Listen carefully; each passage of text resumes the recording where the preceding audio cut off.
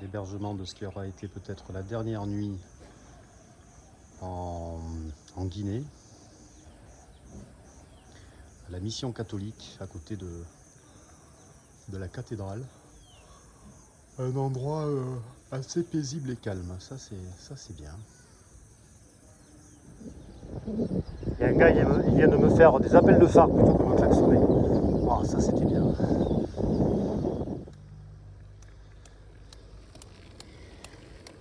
La transmission qui en a marre aussi, là, à chaque coup de pédale, ça fait clac, clac, clac. Ça fait assez longtemps que ça dure, j'arrive pas à le résoudre. Je nettoie, je graisse. Ça fait plus de bruit pendant 10 km. Et puis ça recommence. Chaîne de montagne, là, je sais pas si on la voit. A priori, c'est le point culminant de la Guinée, le mont Nimba. Ou Nimba, je ne sais pas comment ils disent, N-I-M-B-A, qui est à 1700 mètres.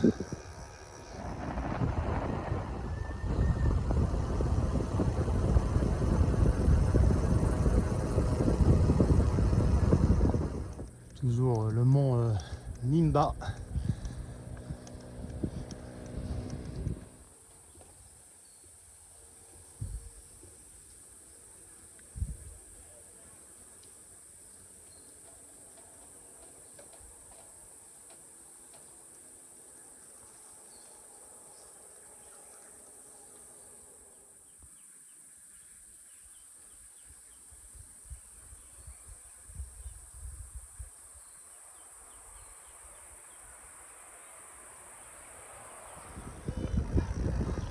Allez, encore un tout petit peu de terre et de poussière à quelques encablures de la Côte d'Ivoire.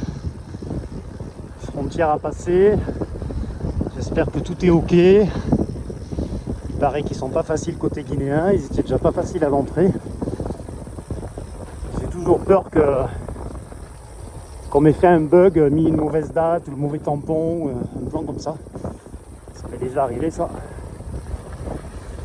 C'est pour ça que ça s'est mal passé à l'entrée, parce que j'ai eu le malheur de demander au gars s'il fallait que je garde la copie couleur ou noir et blanc du visa là, et ça l'a complètement vexé parce que j'avais l'air sûrement de remettre en cause son travail. Et au bout de 2 minutes, il me disait que les Africains étaient des humains et pas des animaux. J'ai rien compris. Et donc voilà, ensuite j'ai bien compris même à Conakry que on te fait le document, il faut fermer le passeport et poser aucune question parce que sinon il se vexe. Donc j'espère qu'il n'y a pas un bug. Allez, là j'ai passé l'immigration guinéenne, a priori tout était en règle. J'ai pris une tête d'enfant de 10 ans qui allait se faire fâcher. Je me suis assis, j'ai rentré la tête, rentré les épaules. Et au bout de 20 minutes, c'était bon. Côte d'Ivoire, on dirait qu'il y a du marquage au sol sur les routes. Qui sont larges en plus. À voir maintenant si les véhicules doublent en faisant ronfler leur klaxon à 2 cm des oreilles.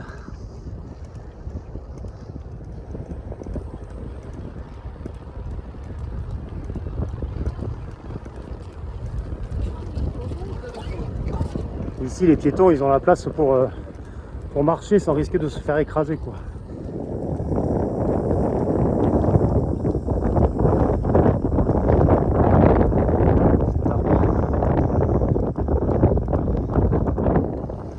On dirait qu'il va y péter un orage, oui. Pour la gestion des déchets, ça n'a pas l'air d'être fondamentalement différent de la Guinée pour le moment.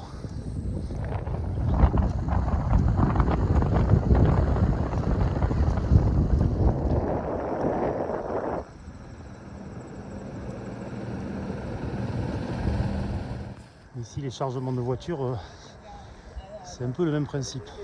Il faut s'estimer heureux si tu prends pas en chemin une brouette sur la figure, quoi. Il a plu quand même un petit peu, oui. Un petit orage, pourtant c'est pas la saison des pluies, alors peut-être que ça arrive de temps en temps, même en saison sèche. Bon, maintenant il faut trouver un hôtel.